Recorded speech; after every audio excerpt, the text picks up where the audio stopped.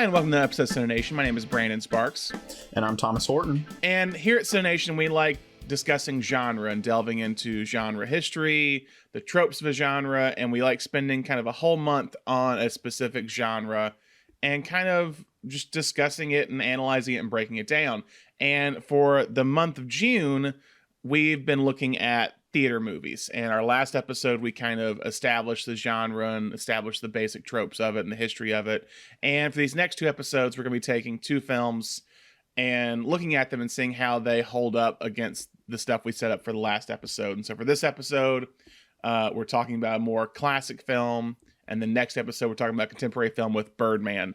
But today, we're going to talk about the 1950 film All About Eve. But first, let's kind of recap on our last episode. Thomas, what are the tropes and the stories of the theater genre that we discussed? We talked about kind of the idea of a diva actress or actor. We talked about a couple of films that specifically showed it as a male actor, but for the most part, we found that especially the older Hollywood films kind of negatively portrayed women as like the diva on set, the big ego, the difficult to get along with. We talked, and then kind of going along with that, we talked about seeing the like diva or just any actress at the height of their careers being challenged by an up and coming actor, and kind of the rise and fall of the two in the same time usually. The rise and the fading star and the rising star that kind of was established in like 42nd Street and kind of continued with the opening night. And All About Eve, I think, is kind of the quintessential battle between a older star and a younger star. Mm-hmm. And we talked about the idea of like the third act showing some of the production, which is going to be absent in this film. But it is. We'll talk about that.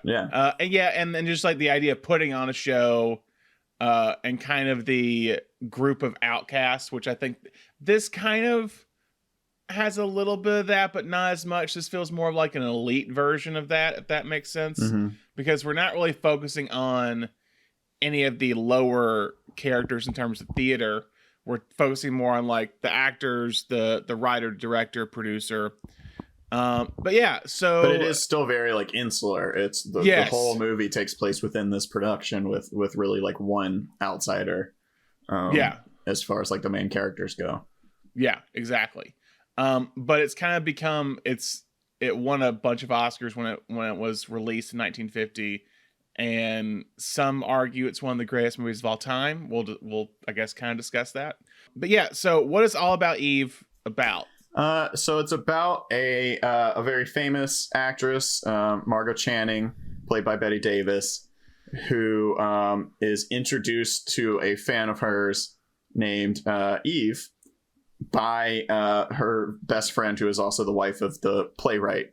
And Margot's boyfriend is the director, and she and the playwright's wife, they're all a very tight-knit group of the four of them. And Eve is kind of brought into the group as Margot's kind of assistant.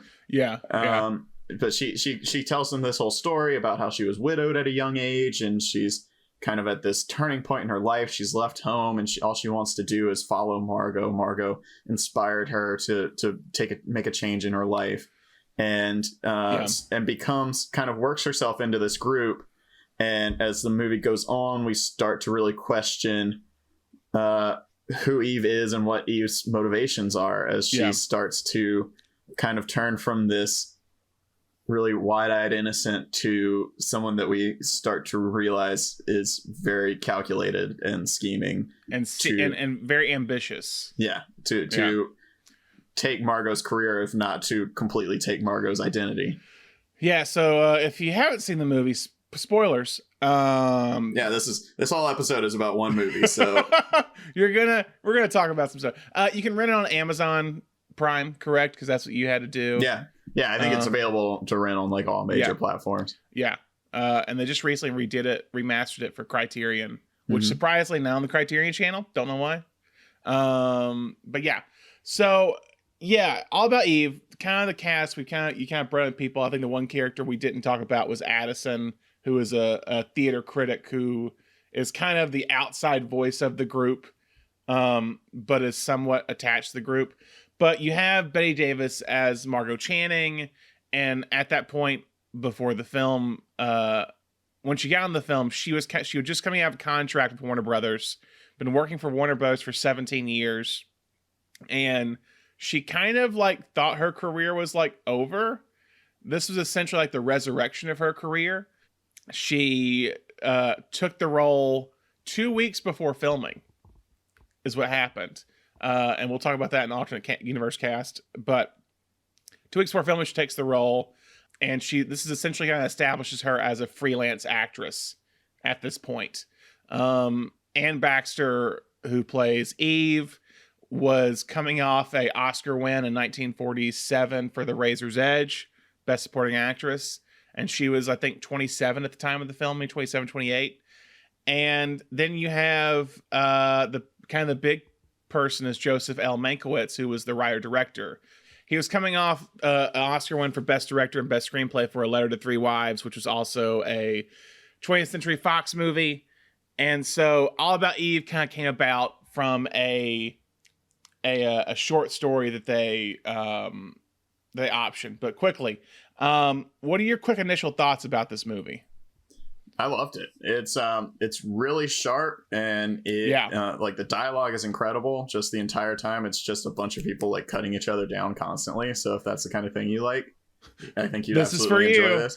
And I do love, I love, when we were talking about the kind of tropes of the genre at the beginning, it's wild that by 1950, this movie was already able to play against those tropes, because what we talked about, kind of the diva and the rise and fall of the star and the rising star. This is all like the antithesis of that. This is all kind of takes everything that your preconceived notions of that and like flips it on you. Yeah. And I love that. I love the way it kind of plays your expectations of Margot against you. Yeah, because it's interesting when looking, it's like the middle ground of the character in 42nd Street and Opening Night, because 42nd Street, you have a character who, I can't remember the character's name, but it's the older, and she's not even aging. It's just she's the older actress who's kind of top of her game, and she decides to kind of like leave at the very end to marry her old vaudeville partner. But she just like gives it up. I'm not going to act anymore. I'm going to go marry and have a kid. And then you have Opening Night, which is about Gena Rowlands basically fighting the idea of her aging, and Margot is kind of in the middle. She's trying to find a common ground to essentially have that personal life that they get in 42nd Street, but also still have a career in some way. Yeah, and she very early on clocks Eve as not necessarily a threat, but just as like something is off. Something is off with Eve, which I think looking back on it now, we could definitely say that Eve is either a sociopath or a psychopath, one of the two. Yeah. But she identifies it very early on, and everyone kind of shrugs it off as her being a diva. She says there's something going on with this girl, and everyone around her is like, oh, you're just threatened because you're 45 and she's 22 or whatever age Eve is supposed to be. And so by 1950, it's great that they were able to kind of take those preconceived notions about what the negative stereotypes of a diva were, and say like, hey, this is how she can't win. Margot can't win in this movie, essentially, because everyone is expecting, when she's hit this age, everyone is expecting her to start acting out. So when she really needs people to like listen to her, they won't. And so she kind of finds a way to like, let me put this in my own hands and control the situation by the end of the movie. Yeah. It's you wouldn't expect. I mean, and this is just one of the things with like titling movies. You're going into a movie called All About Eve. You expect Eve to be the main character, but Eve has an arc here, but it's Margot who we see like learn and change and learn more about herself throughout. Yeah, it's like Margot is kind of, it's interesting. Margot's the lead character through most of it. It kind of takes a little bit of a turn at the very end, is what it feels like, where it becomes mostly Eve. But yeah, so the film was based on a short story, as I said, called The Wisdom of Eve, it was like a 3-page short story in Cosmopolitan. And Joseph Mankiewicz read it because he was working on a script about aging actress. And when he read the story, he's like, I feel like adding like a young ingenue would help with the conflict of the story. So he told Daryl Zanuck, who was the producer, to option the rights, and he combined the two stories. Funny enough, the short story was based on a real event. The author Mary Orr based the story on this actress, Elizabeth Bergner, who once said she had an obsessed fan who became her assistant. And she soon realized there was more to this woman than what she initially thought. Didn't fully take her life over, but it was like the author Mary Orr kind of took that as like the basis and like ran with it. Mary Orr did not receive on-screen credit for the film, however, and she still held the rights to the story for other mediums, which when the movie was adapted into a musical called Applause, it was based on her short story, not the initial movie. And as the musical was going into production, Warner Bros. Later hopped on, or Fox later hopped on and gave rights to use it. So it was like a weird, like, it wasn't based on the movie, but then it became based on the movie. But there's like no references really to the movie. It's like a weird kind of concoction of it all. So that's kind of how it got made. And like I said, Bette Davis hops on 2 weeks before filming, and essentially basically is probably her most known role, I would say, is this film. And arguably some might say her greatest role. So real quick, what are some of your favorite parts of this movie? I mean, I love the party scene. It's iconic. It's one of the most famous movie quotes of all time. And also just, and I think it was in Roger Ebert's review, it was just like Marilyn Monroe's in this movie for maybe 4 minutes tops. And she just steals every scene that she's in.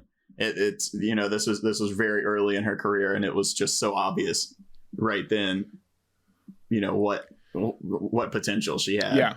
And she nails the like dry humor of this movie completely. Basically comes in as like George Sanders, who plays Addison, the critic, comes in as his date. And essentially Addison is setting her up with the producer at that's doing the play Aged in the Wood, which is Margot Channing's play. And it's just the scene of when she's like, why are they look like so unhappy rabbits, is the line, I believe is what she said. And George Sanders like, go make him happy. And she just like in 1 second turns on the charm to go deal with this guy. And yeah, essentially it establishes the Marilyn Monroe kind of persona at this point. She did this movie in 1950, and she's also in The Asphalt Jungle by John Huston the same year. So it was definitely kind of the beginning of her career. Also, I was going to say this for later, but I'll say it now. Last time she used her actual voice in a movie.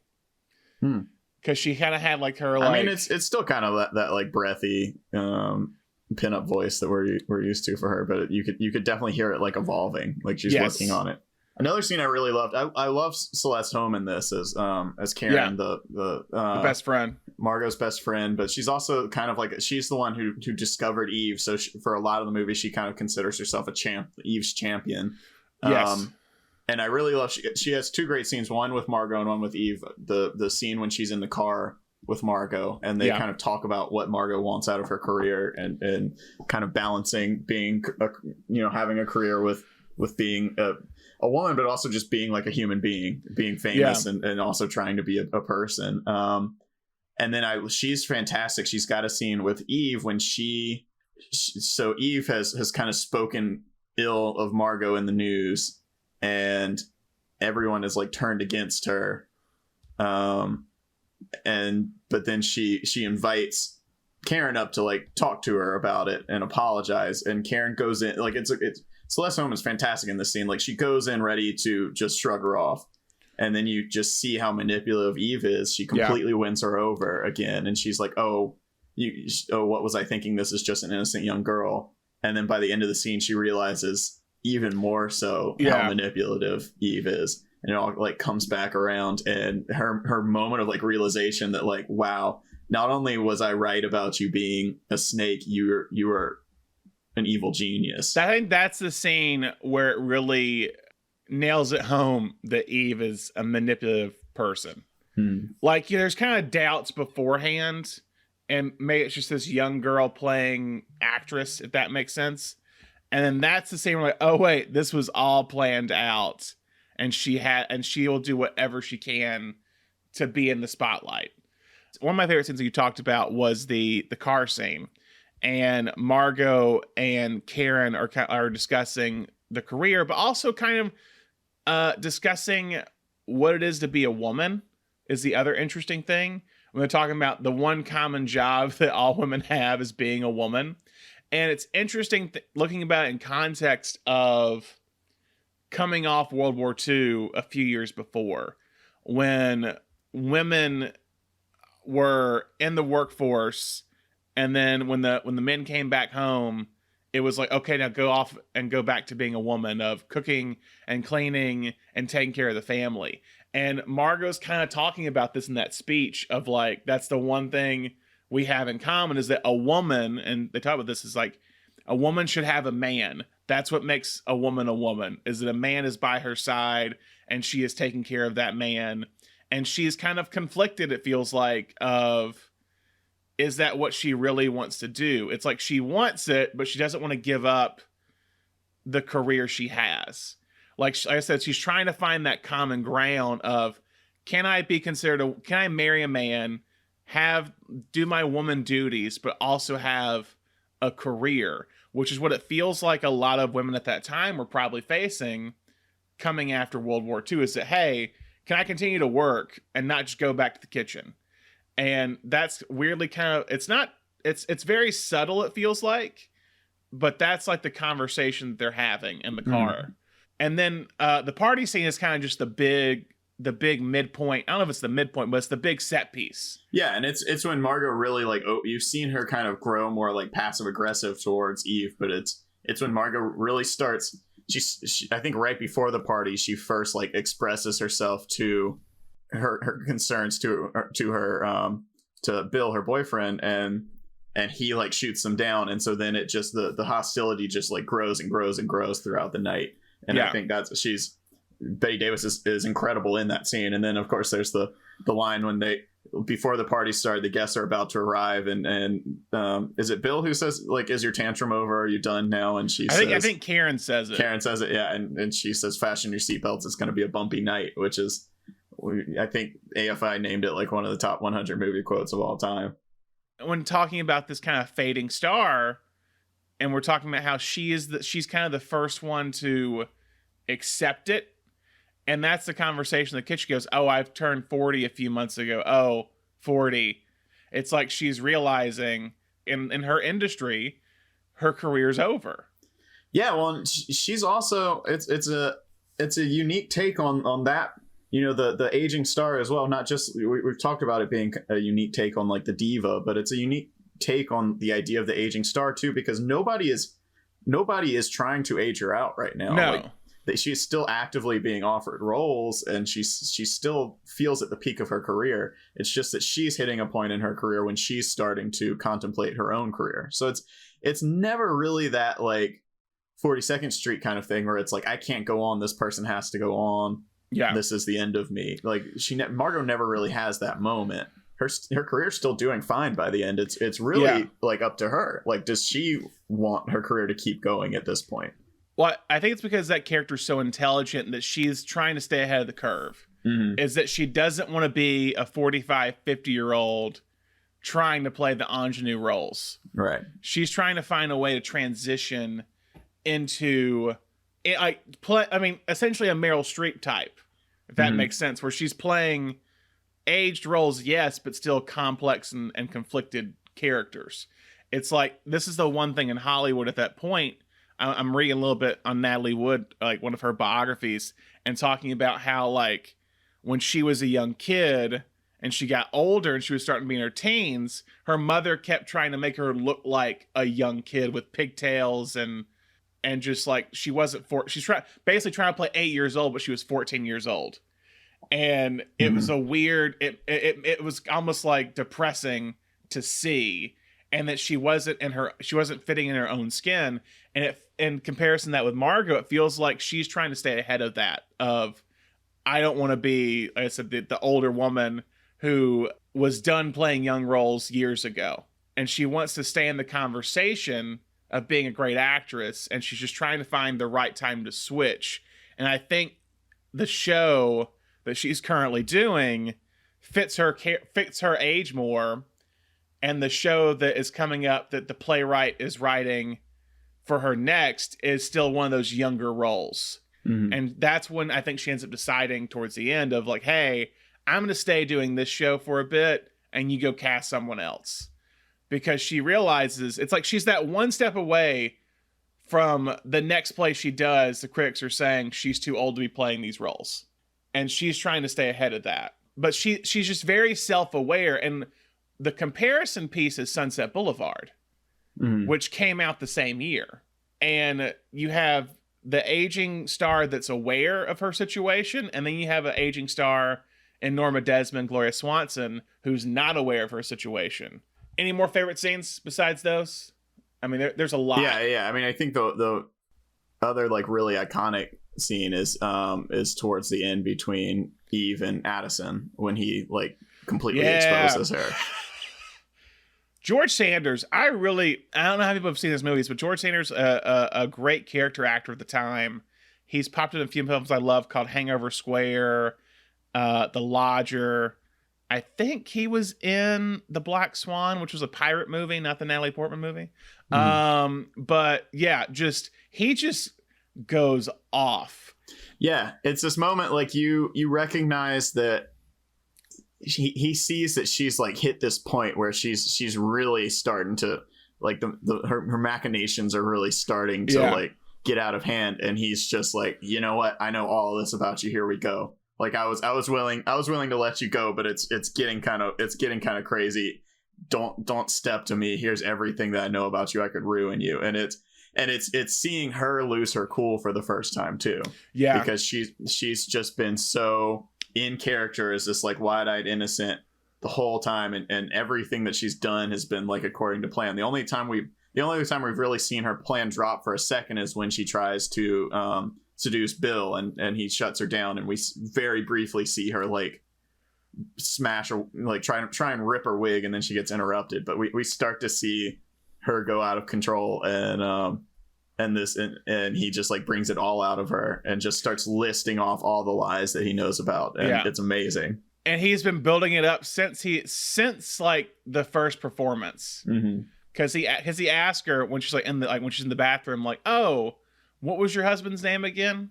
What was what are your parents' names? Oh, where'd you work at? Oh, what was the theater called that Margot was performing in San Francisco? Yeah, it's that he just like, and he's saving it all up for later for when he needs them. And the thing about Mankiewicz's story is that it's just so, like I said, it's so sharp, and the script I think really holds up. I love Sunset Boulevard, and Sunset Boulevard's one of my favorite films, and we'll talk about this maybe towards awards, or like how much like the Oscars for that year. But it's just two great movies about entertainment industry, and two great movies that are like biting towards it. Yeah, but I think, well, and Roger Ebert brought this up, that, you know, Billy Wilder is the stronger director for sure. But I also think that both movies benefit from like not trying to be the same type of movie whatsoever. I mean, I don't want to say that Sunset Boulevard is like a horror, but it like borderlines on like gothic thriller. Like it's got that feeling of like being trapped in this mansion with almost like a monster type of thing.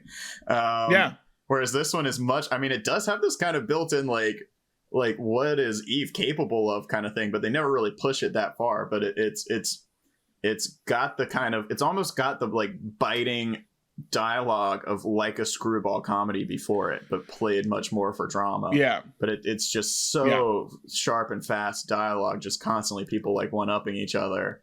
And it's really fresh. You could argue that All About Eve feels like a more modern story than Sunset Boulevard does. Yeah, but Sunset Boulevard also, I would say, has always felt less real, which makes it very set in a period. It feels like it's like a dark Hollywood ghost story, and All About Eve is just trying to be a contemporary drama, which benefits it. But not saying that Sunset Boulevard is hurt in any way by what it does. It's just very set in its period in a good way. It has us. It almost takes place in a different world, which makes it like set in that time and place. Exactly.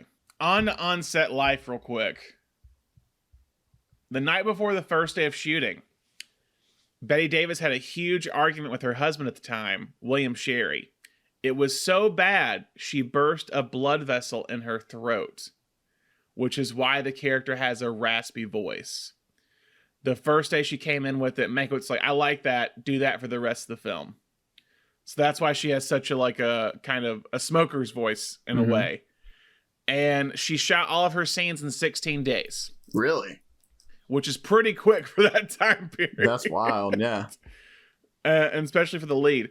Marilyn Monroe was incredibly nervous on set, and it took her 11 takes to do the scene with Bette Davis after Monroe's like audition scene.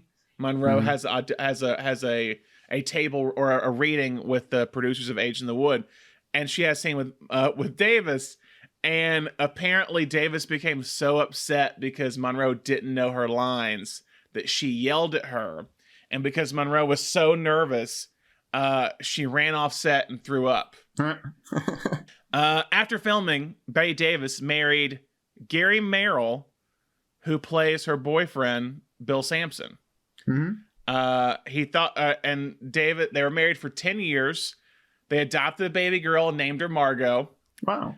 And when they divorced, Davis later said, he thought he was marrying Margot. I thought I was marrying Bill. It wasn't long before he found out that I wasn't Margot, and he was certainly not Bill Sampson. And it's weirdly because it kind of mirrors a little bit of the conversation about, I think she says in the car to Karen about how he thinks he's like with Margot the star or whatever. And it's weirdly kind of the same discussion there.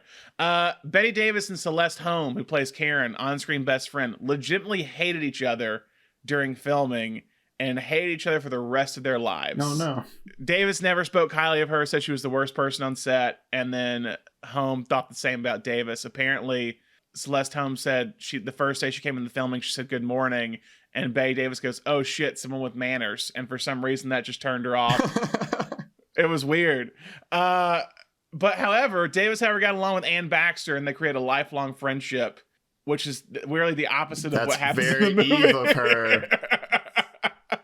Davis had a reputation for hating her female co-stars. George Sanders also echoed this sentiment, saying that Davis did not get along with many people, but she got along with Baxter. Also, too, Davis was known to change dialogue and scripts if she like didn't like the script. And Mankiewicz said that she would never do that and was probably the most professional person on set. So it kind of feels like, again, she's in the midst of, this thing is that what's so, I guess, meta about this movie is that Bette Davis is in the exact same scenario that Margot is in her career. Is that she has had a list of just unsuccessful films, and she realizes if she doesn't make a change and step into those older roles like this, she's not going to have a career. And she always said this is the movie that like saved her career and essentially allowed her to work for years to come. What happens after the film? It ends up getting nominated for 14 Oscar nominations. And it's tied for the most ever with 2 other films. Can you guess the 2 other films that it's tied with? Silence of the Lambs. No. Titanic. Titanic is one of them. Oh, wow. There we go. Okay. Recent. Mad Max Fury Road. No, recent. More recent than that. Oh, man. Like a year after that, I believe. I should know this. You should. I don't. La La Land. Really? Wow. All About Eve only won 6. George Sanders was the only actor that won an Oscar for this movie. Yeah, I was reading. Don't they think Gloria Swanson and Bette Davis like split the vote because they were playing such similar characters? There was that. They believe Gloria Swanson and Bette Davis split the vote, but also Anne Baxter. Because Anne Baxter, this is a very Eve move, lobbied to be named Best Leading Actress. Can't do that. And they believe they split the vote. Some went with Baxter, some went with Davis. And they believe that if Baxter would have done supporting, Davis would have won the Oscar for Best Actress. No, they should have known. They've got people now whose job is to know that you can't do that. And so essentially, but it was the only film to have 4 actresses nominated for Oscars. Like the most any film's ever had with 4 actresses. Because Celeste Holm and Thelma Ritter, which we haven't talked about yet, were nominated for Best Supporting, and then Bette Davis and Baxter were nominated for Best Leading. I love Thelma Ritter. I don't know that I would have nominated her for this movie. She's not in there that much. Yeah, she disappears by like middle of Act 2. But to go on the idea of the fading star and all that, she is basically Margot if Margot doesn't make this change. Mm-hmm. Because she says in one of the opening scenes, when Margot's getting on to her, when Eve comes in and meets her, Thelma's character, Birdie, is just like, I used to do vaudeville too, or whatever. Like, I used to close the first half of the show. You know that. Like, I know my business. And she's the only character that really gets Eve, like, knows what Eve's doing, like, from the beginning scene. Yeah. And she's the one who, like, turns Margot onto the idea for sure. When Margot hasn't even noticed until Thelma Ritter's character starts bringing it up. Yeah, because Margot says, I want to ask you a question. Do you hate Eve? And Birdie's like, do you want to answer or do you want an argument? Mm-hmm. And she goes, I want an answer. No, I don't like her. Why? Okay, now you want an argument. It's like, and then she says, she's studying you. It's like and like Birdie just gets it right at the beginning. When Eve is telling the story of like her dead husband who was fought in the war and how she worked long days at the brewery at the very end, Birdie just goes, so when did the Bloodhounds come out? It's just something that's like very like, she thinks it's a joke and they're just like, how dare you? You hurt her feelings. And she's just like, this girl is lying. And y'all don't know this?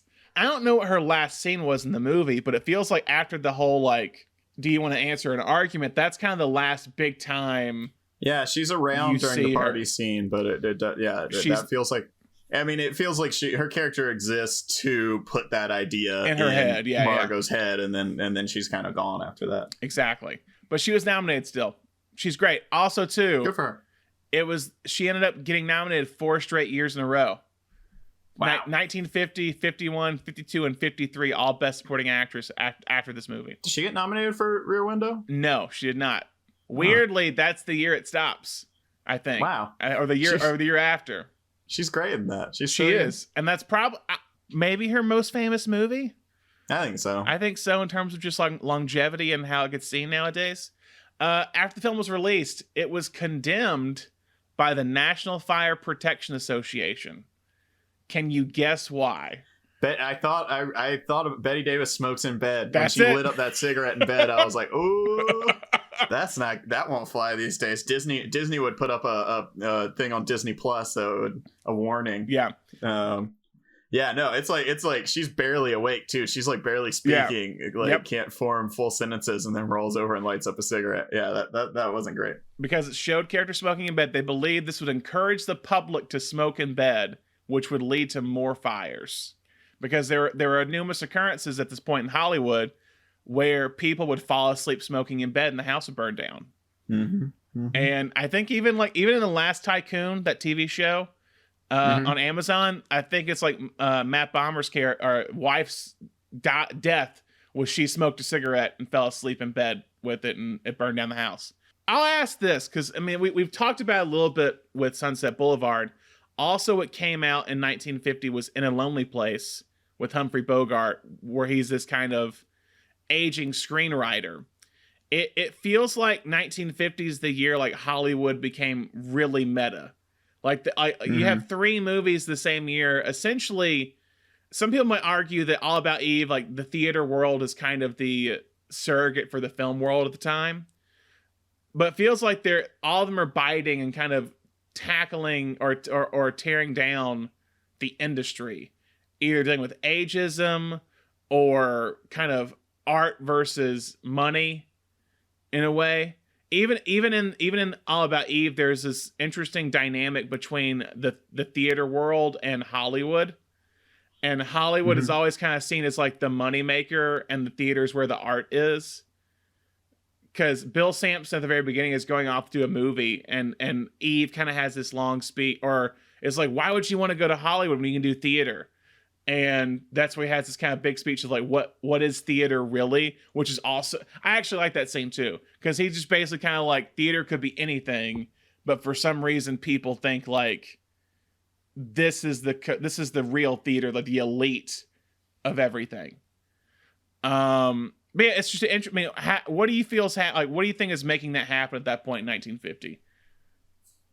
I mean, I think Betty Davis is a great example of what was happening with everybody. I think you're starting to see people like age out of that's interesting classical, yeah. And I mean, studios did the same thing with writers and with directors. Everybody was doing that thing, and you were on contract and you were just churning out product. And I think for like the 30s and 40s, it was this period of just like, let's make everything we can and go. And by the 50s, you've got people who have been in the industry for 20 years now, stopping and going, what have I been doing the last 20 years? And I think it really took that amount of time to get some perspective on the studio system. And you're starting to have, I guess, like your big actors from early Hollywood in the 1930s, like coming out of the silent era, they're now starting to all age out. They're writers, they're actors, they're all beginning to have that. Yeah, it's just they're becoming more aware of the industry and how fickle and how dark it could be. I know Wilder was really worried with Sunset Boulevard because if he didn't give the studio all the pages.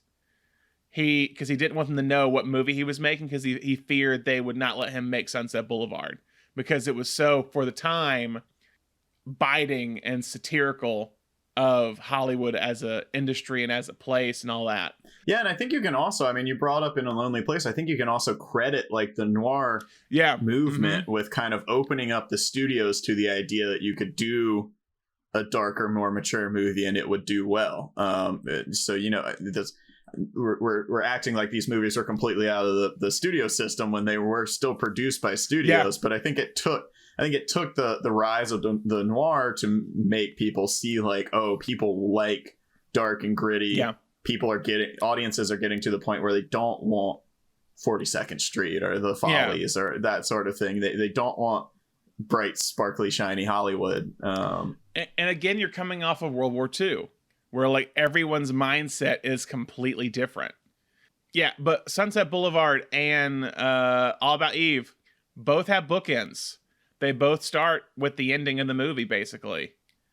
Yeah, I love that. I love that intro in this. It's real. It feels really fresh. Yeah. Like you've got multiple narrators kind of in the beginning, and you're getting everyone. You get all the characters, and I love the way he's.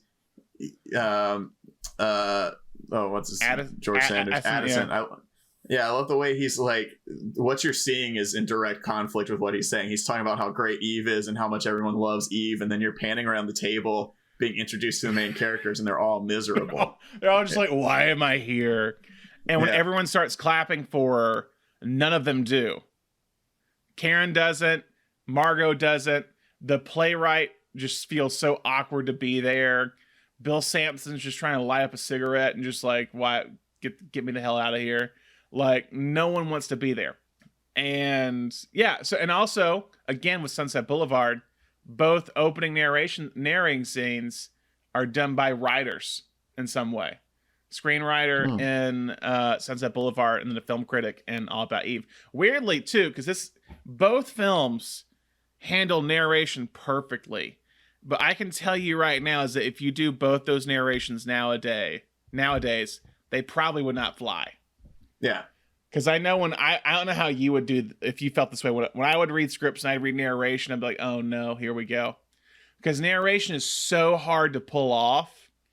And usually it's some sort of they're trying to be Sunset Boulevard or trying to be all about Eve. Like a movie that has multiple narrators nowadays just always feels weird to me. But somehow it's able to establish that in the opening scene and you're not confused by it. You're totally aware of what's happening and it totally makes sense. What else worked about this film that we haven't discussed? We've talked about how sharp the script is. Yeah, I kind of blew it with the voiceover 2 minutes before we were really meant to talk about it. That's fine. But yeah, it completely works here. I think my favorite decision in the whole movie, I think what makes this movie a classic and what could have broken it, is that we don't see Margot or Eve act on stage. Yep. I think that is the crucial decision of this movie because, Bette Davis is the stronger actress, period. Anne Baxter is great at doing this, she's great at what she's doing. She's not very dynamic, but she's nailing the, innocent, doe-eyed girl who has a dark side. Yeah. She hits it, but I don't think that given put on stage in a dress, they're wearing that, hoop skirt or whatever they're doing, I don't think she would have held a candle to Bette Davis. I don't believe them playing the same role and her being better. Yeah. So they luckily they make the call to just not make you have to see that at all, and I think it works perfectly. I love the scene when Margot shows up and Eve has just had her big break, which was auditioning, which was reading with Marilyn Monroe in her audition, and everyone is just coming out of it raving, and you get it. What is important in this movie is not who's the better actress, it's who can win everyone over. It's about the politics. And so they don't even bother showing you who's the better actor because we know it. It's Margot. Yeah. And the only time you really see anyone acting on stage is in rehearsal for Footsteps on the Ceiling, where Anne Baxter or where Eve is playing Cora, and you see rehearsal, but it's all over narration, so you're not hearing the acting, and mainly it's there to show the director and writer arguing with one another over what Eve should be doing in the scene. And I think as far as what worked, I also like to think of what worked as what holds up. Yeah. And I think the relationship, the three main characters in this movie being strong female characters and the kind of evolving relationship between the three of them absolutely holds up. I think that's part of the reason why this movie feels so fresh, is because it was very cutting edge at that time for strong female characters, for better or for worse. Eve is a very strong female character. She's not in a great way. But it's still, the hero, the villain, and the sidekick are all female in this movie, and I love the Karen's kind of evolving allegiance throughout the movie. Karen is really, I think we see a lot of the movie through Karen's eyes. She's the outsider from the theater world. She's the person we can relate closest to, and she's also the one who is duped by Eve a little bit longer than Margot, because I think we as the audience are also kind of, when Margot starts turning on Eve, we really haven't, as the audience, been given any reason to turn on her yet. And so our journey with how we see Eve is really closer to Karen's than it is Margot's. Because you have the scene which comes back important at the very end, where Margot sees Eve holding her dress up to the mirror on stage and pretending to be her. In the moment, you're just seeing this as a young girl who's just fantasizing. Yeah, she idolizes her. But with Margot, that's kind of the beginning of, oh, who is this girl? And she starts to have doubts. So you don't fully, I really don't think you fully get that Eve is a sociopath until the scene with Karen in the bathroom at the restaurant, when she finally lays her cards out. We get a little preview when she tries to seduce Bill, but she kind of brings it back real quick. She has that moment where she breaks, and we're like, oh, that's not the Eve that we know. But yeah, that moment with Karen in the bathroom is when you're really like, oh man, everything she does is a plan. Like, it's calculated. And she's basically saying, "Oh, Margot wouldn't want to know that you basically emptied the car out of gas, which didn't allow her to show up to the show, which allowed blackmailing her with the fact that she helped her. Like, yeah." I'm gonna tell Margot that you did me a favor and establish my career. And then it's the irony that's so funny of when this whole scene's building up to Karen's gonna have to tell her husband, who's the playwright, hey, go with Eve over Margot. And so Karen is, from the walk from the bathroom to the table, she is just like, how am I gonna do this? This is terrible. I'm betraying my best friend. What is wrong with me? And then Margot's just like, you know what, guys? I'm going to stay in this role and you cast someone else as Cora. And Karen just can't help but laugh because it's just like, wow, all this kind of for nothing in a way. Yeah. Like Eve just showed her hand and she didn't have to ultimately. Like, think about this, is that if Eve doesn't show her hand, do you have the huge George Sanders conversation at the end where he confronts her? I don't think you have it in the same degree.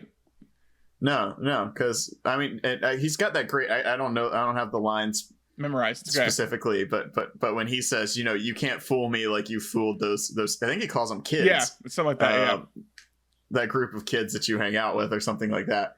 I mean, it takes Eve being at this point where everyone else has turned on her except Addison. He's the only one who is in her corner, and he has to establish, hey, I don't like you. We're both here for our careers, and I could ruin you. Yeah. And it takes that to like break Eve and just show her, like, you know, everyone. I think what Eve ultimately has to learn is that everyone in this industry, she thought there was something special about how cold and calculating she was. Yeah. And it takes her learning that everyone is that way, except maybe this little group of 4, which that is something special that we learn that they like maybe truly care about each other. Yeah. With Margot and Bill and Karen, and I don't know, maybe Lloyd. I don't know how we're ultimately supposed to feel about Lloyd in the end. I got a big one for this. Did anything not work? Oh, I'm interested in your big one. Yeah. I don't know. You take it. I don't have anything that like sticks out to me. The big thing that doesn't work for me, and I think why this ends up putting Sunset Boulevard over this film to me at this year. The visual style is very bland. Yeah, I'll give you that. It's like when I was watching it and I was like, this script is so damn good. Why does it feel so like? Yeah, I think it could have been paired with a different director. He's obviously an incredible screenwriter, but yes. And I was just like, it's like, and the scene that gets it, it's the scene when Addison and Eve are in New Haven. And they're walking from the theater back to the hotel, and it's this like kind of janky rear projection. Mm-hmm. And they're walking, and I was just like, you could have shot this on a backlot, like easily. Just shoot a walk and talk. It like people were doing that in 1950. It's fine, but it's weird seeing like a rear projection when you haven't seen it anytime before, like in that movie before then. It's the only time you really see it where it really stands out. And even when watching, like when they're in the rooms, I'm like, the production design kind of feels, it all feels very stagey. Yeah. And I do think he can block for camera, but the camera's not really dynamic with the blocking, if that makes sense. Like, and what was so funny was that I was watching a documentary on the Blu-ray for All About Eve. And I was watching one of the things on Mankiewicz. They go, yeah, he got a lot of flack for not being considered a visual director. I'm like, okay, cool. It's not just me that thinks this. Yeah. I think that Roger Ebert, the review that Roger Ebert, he brings up Sunset Boulevard, and he's like, obviously Wilder is the stronger director here, without a doubt. Yeah, Wilder, and Wilder just had a better sense of the visual medium than Mankiewicz did in this film. And so I don't know if it was the cinematographer. I don't know if it was the production design.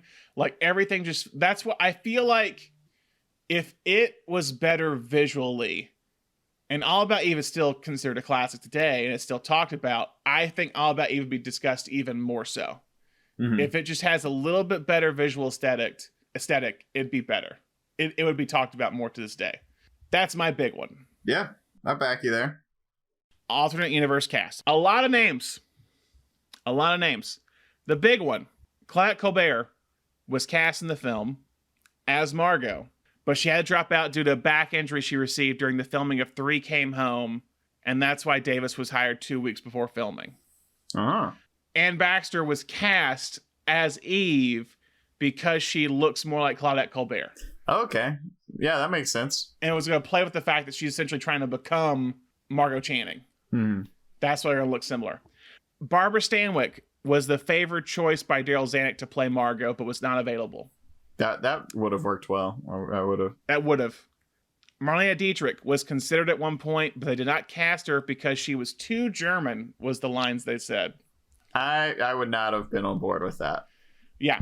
I don't think she's the strongest actor, and not for being German, but I really like her in things that she has played in, but yeah, she's not someone I would go to for a heavy role like this for sure. I agree.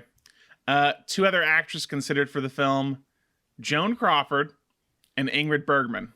Wow, Ingrid Bergman. I don't know. I don't know that I would have liked Ingrid Bergman in this. I love Ingrid. She's one of my favorite actresses. I don't know that I would have liked her in this. Bergman was apparently, I think, just like started seeing Rossellini and was in Italy and would not leave Italy for it. Is what I read. Anne Baxter, not the original choice for Eve. Jean Crane, an actress who the year before received an Oscar nomination for a film called Pinky, was cast in the role of Eve, but had to drop out because she became pregnant. So they hired Anne Baxter, who had just won an Oscar for The Razor's Edge a few years before. Also rumored, she was apparently rumored, don't know how true it is, rumored for 2 roles in this movie.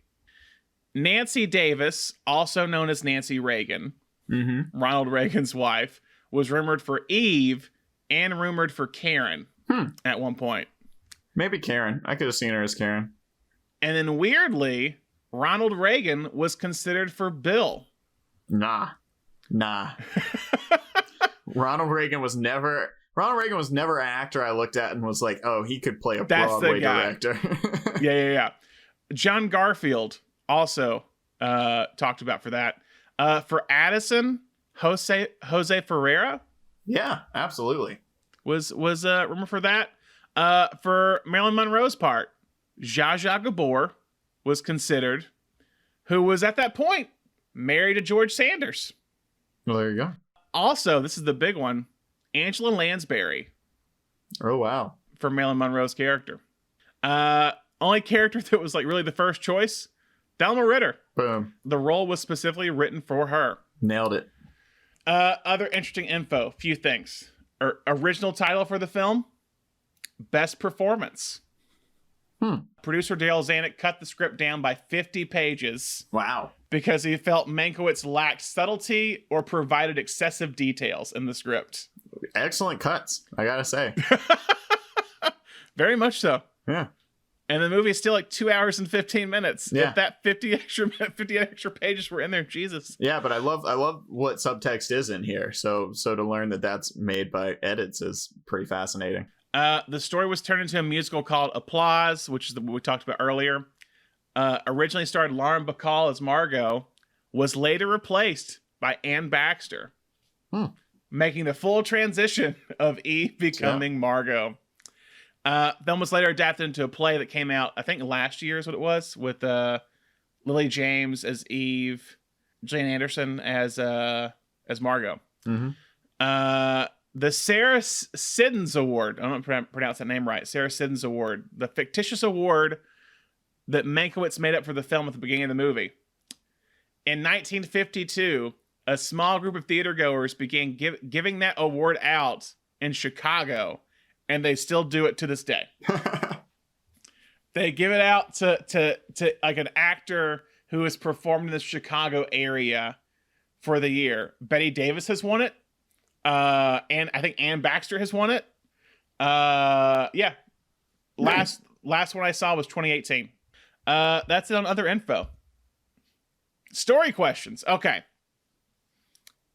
Kind of some big ones, and I want to see what we think about this. This is kind of on our internet theory with this. Is Eve a lesbian? I mean, I think there's definitely some Hays Code subtext. I think Eve is probably, I'd say, bisexual. Okay. I think ultimately Eve, and if we're talking about her being a complete sociopath, I think Eve is just the kind of person that will tell whoever whatever they need to hear to get her way, man or woman. But I think there's definitely some kind of psychosexual relation between her and Margot, for sure. Because one thing people bring up online is just something we haven't talked about yet, is the ending scene. Yeah. Where the Phoebe. Young woman, when Phoebe was essentially, it's the revolving door. Mm-hmm. It's now this young woman has stalked Eve, has wound up in her apartment, and she's like very like not worried about this young woman in her apartment, which she should probably recognize is basically her. Mm-hmm. That it's her like a year before. And that's the whole, also in terms of visually, to bring this up, I meant this earlier, the best shot in the entire movie is the last shot of the film. Yeah, with all the mirrors. With all the mirrors of now Phoebe is in Eve's dress and is holding the award that she just won. And it's like, oh, this is a vicious cycle, I guess you could say. It's now going to repeat. And now this person is going to try to, she's ambitious and young and wants to be an actress. And so now she's going to use her kind of charm to become what Eve became. But Eve handles it very differently than, say, Margot does when Eve comes into her dressing room. Mm-hmm. Eve is very just like, cool, I'm going to lay on the couch now.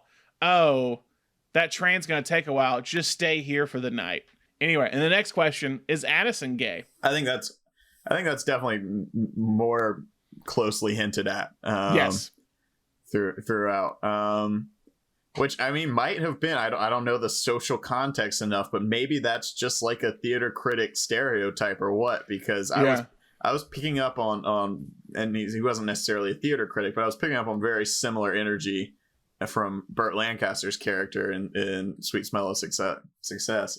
But yeah, and I think it's ultimately, I think a lot of that, the feeling you get of that is the fact that he's someone who always shows up to the party with a new attractive girl on his arm and then immediately sends them out to seduce someone else. He's someone who recognizes the power of attractive young women on the theater scene without succumbing to it in any way. And so that's definitely, I think, the, within the Hays Code and within queer theory and the reading of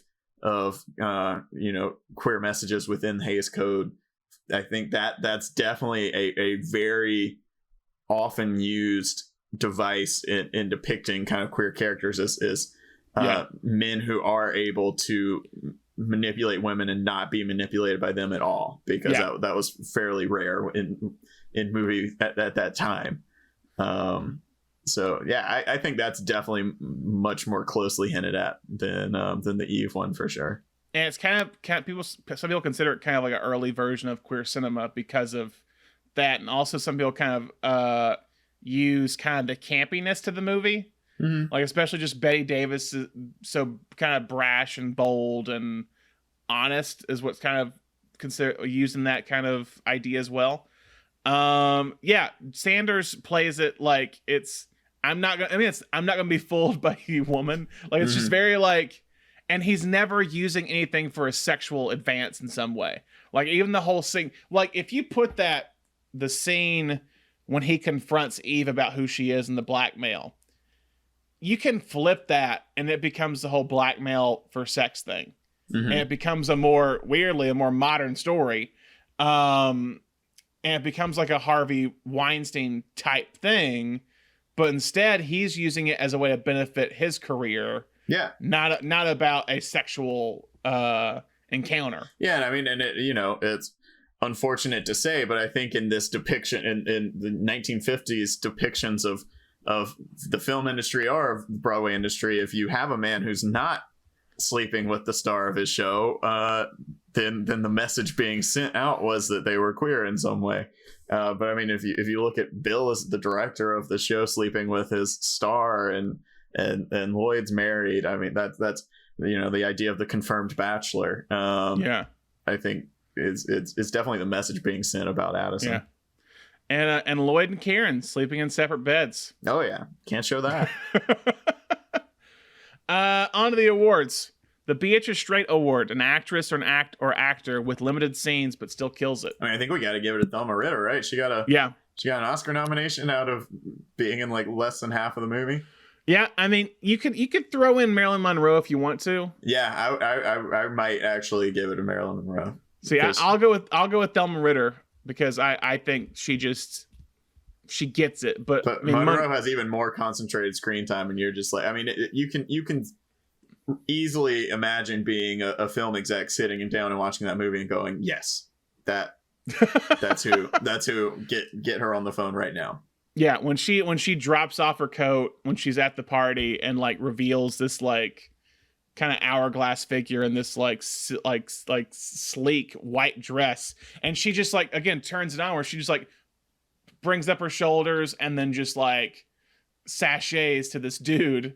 Yeah, I mean that's the ultimate Marilyn Monroe thing, right? Is that she was like, yes, she's like a pinup, like incredible, gorgeous person, but she also like had this weird, ironic sense of humor about it. Yeah, and that was her persona, and it's so incredibly on display here in such a quick amount of time. It's this like.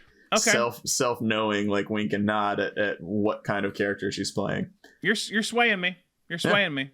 Yeah, I just think it's in the same way that I love like we've talked about like the first movie from an auteur is like pure unadulterated like auteur, like it's wild that you can get like that she was able to bring her voice into this movie in such a quick amount of time. The Joe Pesci X Factor Award, a supporting actor or actress who just like basically steals the show or comes close to it. Who do you give that to? That's a tough one. I don't know. I'm gonna say George Sanders for me. Yeah, I'll back you there.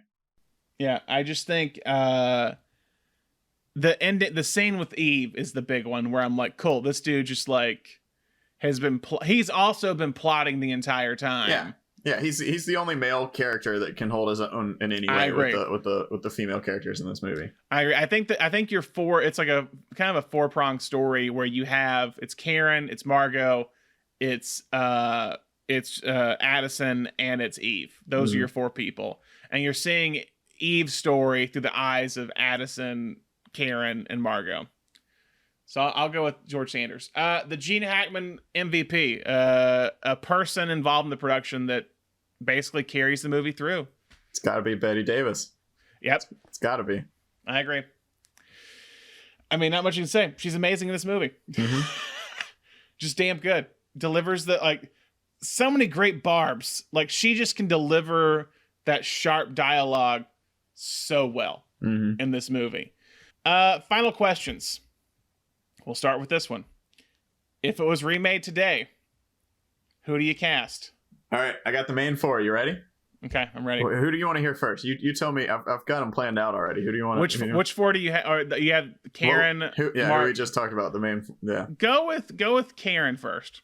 Karen, Rose Byrne. Okay, I'm down with that. Yeah. Okay. Addison, Danny Houston.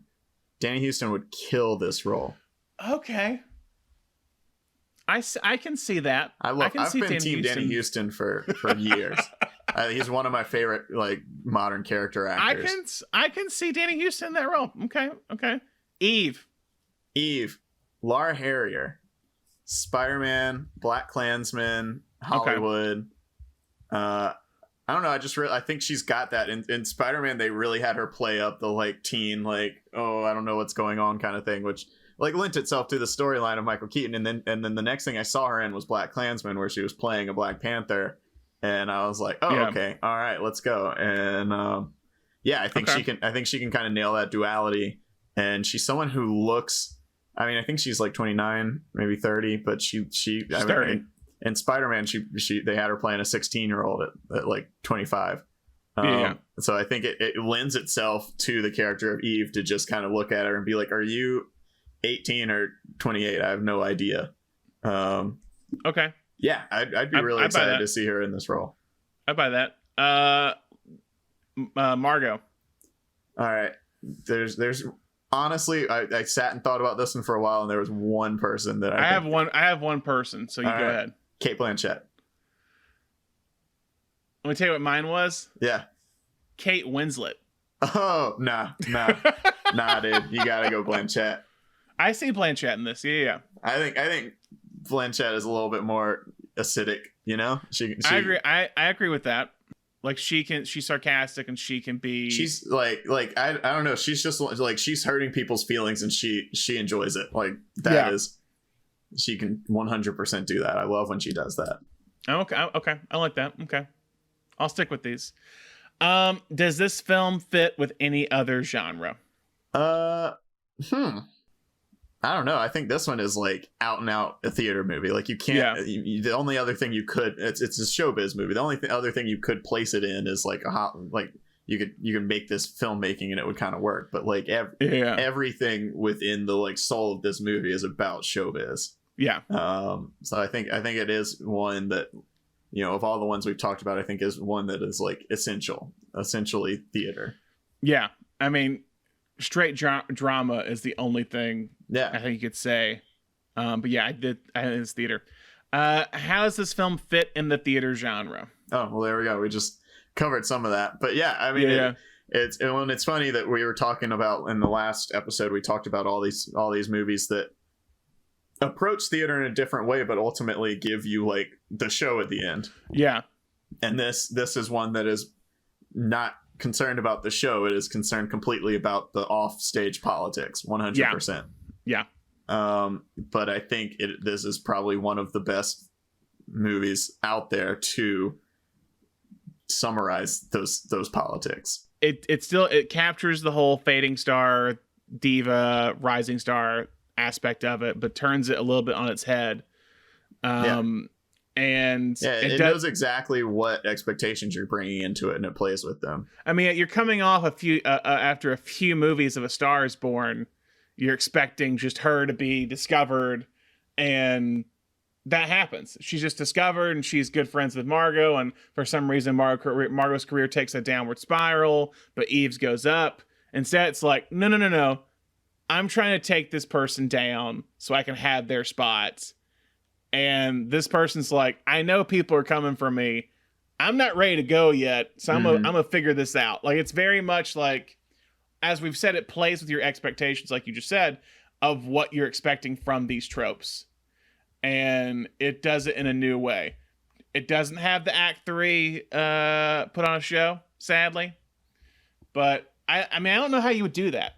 Like, you don't need. I think it would only undermine what's happening here. It's not important to their, like I said. This is what Mankiewicz would do, and this goes with kind of the why he was not a visual director. He was more interested in like characters and character conversations and like digging into who they were, and he kind of felt like the visual style took away from that. Mm-hmm. So, but there you go. All About Eve. What a movie. Go watch it. If you can rent it on Amazon Prime while you sell any kind of a major streaming or cable provider or whatever. Worth a watch if you've never seen it. Yeah, really, really fun. I hadn't seen it since high school, so it was like watching it new for the first time. I think it was the article we both read from IndieWire that said this is the bitchiest movie ever made or something like that.